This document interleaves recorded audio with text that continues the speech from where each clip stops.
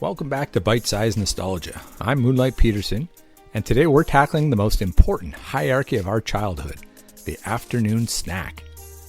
If you grew up as a Gen X kid or a 90s baby, these weren't just calories.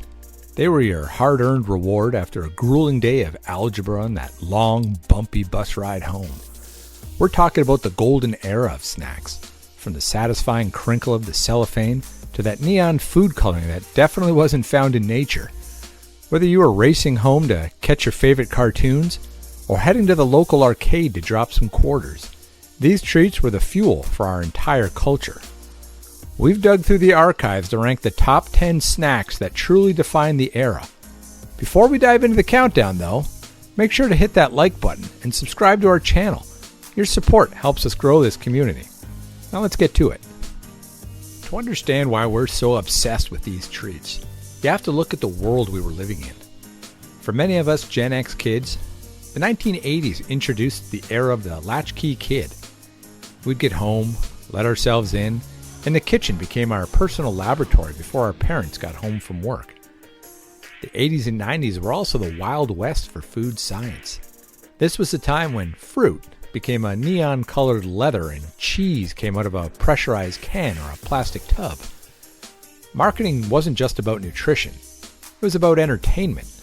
Snack companies realized that if they could make the food move, change colors, or come with a plastic toy, they didn't just have a customer, they had a fan. We were the first generation to truly master the microwave oven, that high-tech box on the counter that turned frozen pizza snacks into lava-hot gold in under 2 minutes. It wasn't just food, it was independence. It was that brief hour of freedom between the bus ride and homework where we ruled the house. So let's step back into the kitchen. The TV's warming up, the crinkle of the wrapper is in the air, and the snack wars are officially on.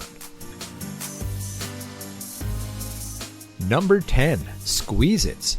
You didn't just drink these, you squeezed the life out of a plastic character's head. Squeezit was the ultimate interactive beverage, eventually introducing color-changing mystery pellets that turned your drink and your tongue into a neon chemistry experiment. If your mom brought home the Mondo knockoffs instead, you still felt like a king, even if the plastic was a little tougher to twist off. Number 9. Fruit roll-ups. In the 1990s, fruit was secondary. The real goal was the tongue tattoo. Using a bit of heat and moisture, you'd press that edible ink image onto your tongue, proving that playing with your food was the entire point of Gen X and millennial marking. It was the closest thing we had to rebellion in the 3rd grade. Number 8. Gushers. The ultimate sensory surprise. One bite into that hexagonal jewel and you were hit with a burst of thick, sugary liquid that made those 90s commercials feel real, like your head might actually transform into a giant pulsating fruit. It was a concentrated sugar rush that defined the playground power dynamic.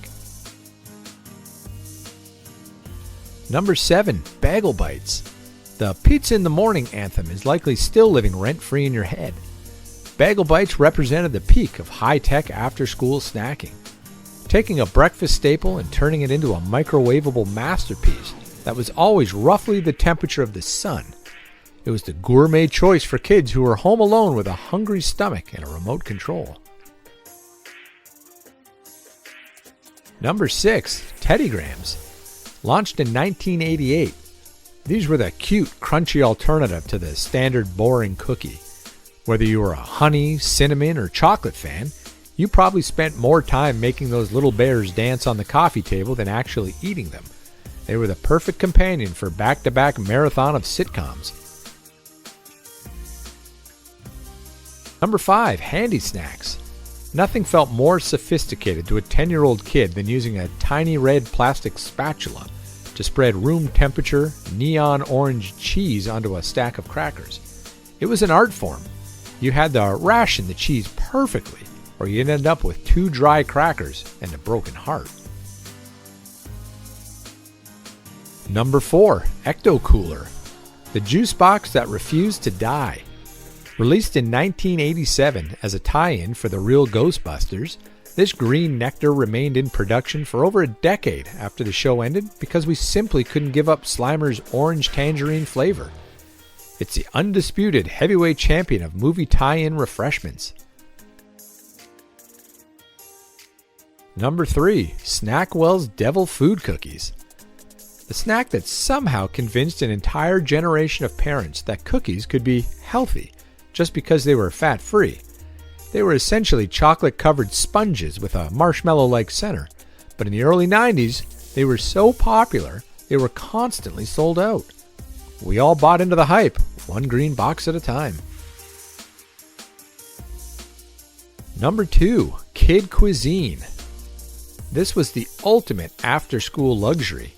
It had its own penguin mascot, a brownie that stayed lava hot while the corn remained frozen, and a plastic blue tray that signaled a night of total freedom.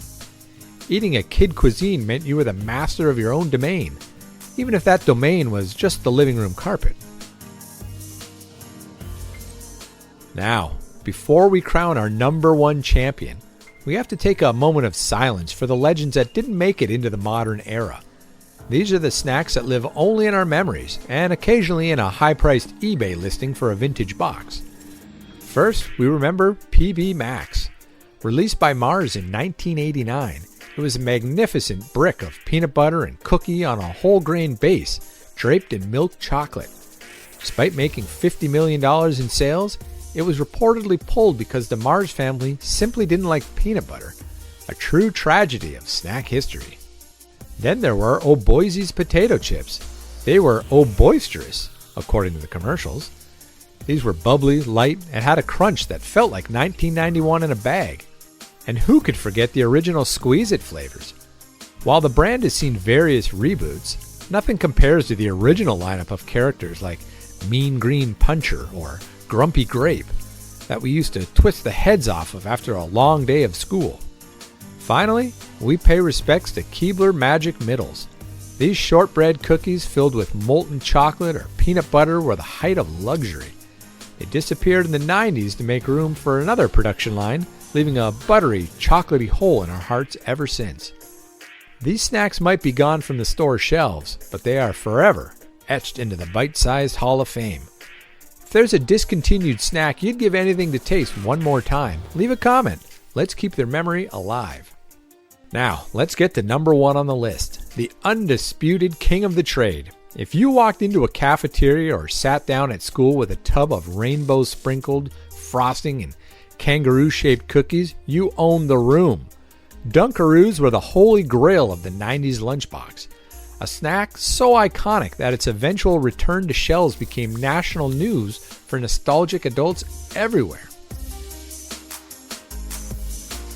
So, we've ranked the top 10, the heavy hitters that lived in our pantries and defined our kitchen table power struggles.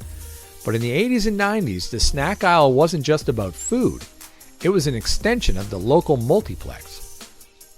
Back then, if a movie was a hit, you didn't just buy the VHS tape or the action figures, you literally ate the franchise for breakfast. The marketing geniuses of the era realized that the fastest way to a kid's heart was to take the characters we loved on Saturday mornings or on the big screen and turn them into a sugar-coated experience. Now, we're shifting gears from the everyday classics to the limited edition legends. We're going from the cupboard to the cinema as we dive into the weird, the colorful, and the occasionally questionable world of the silver screen snack tie-ins. Remember the Nintendo cereal system? It was a literal game changer for the breakfast table. The box was split into 2 separate bags, Super Mario Bros. With its fruity flavored stars and mushrooms, and The Legend of Zelda with berry flavored hearts and shields. Or how about Pac-Man cereal? It was tied to the Saturday morning cartoon and video game. This was a crunchy corn cereal featuring marshmallow ghosts and Pac-Man. As the game evolved, they even added Ms. Pac-Man and Super Pac-Man marshmallows to keep the level fresh. And you certainly can't forget Mr. T's cereal. These were the T-shaped pieces of corn and oats famously featured in the over-the-top breakfast scene in Pee-wee's Big Adventure. Or how about the not-so-bogus Bill and Ted's Excellent cereal? a cinnamon-flavored tie-in for the animated series that featured a phone booth cutout game on the back of the box. Toward the late 80s, we got into the green wave of snacks. Ghostbusters cereal, capitalized on the real Ghostbusters cartoon. These fruity ghost shapes often came with legendary premiums like glow-in-the-dark Slimer stickers. By the 90s, we also had some tough-talking turtles ruling the airwaves. Remember the Hostess Teenage Mutant Ninja Turtle pudding pies? Perhaps the most 90s snack ever created. These were handheld pies with a thick, neon green sugar glaze and a vanilla pudding center. And if those snack pies weren't enough, we had the Teenage Mutant Ninja Turtle cereal. This Czech-style cereal featured Ninja-net marshmallows and commercials with live-action turtles surfing in the kitchen. So that's our look back at the after-school snack hierarchy. Did your childhood favorite make the list? Or are you ready to go to war over the tragic omission of Shark Bites or Pizza Boomers? I want to hear your core snacking memories. Drop a comment below and let's settle the debate. And if you're looking for more deep dives into your childhood, make sure to connect with us on our socials at Bite Size Nostalgia. You can also take the trivia challenge further by grabbing my book, So You Think You Know the 80s, which is available now on Amazon. And remember, for us, it wasn't just about raiding the cupboard after the final bell. It was a frequency.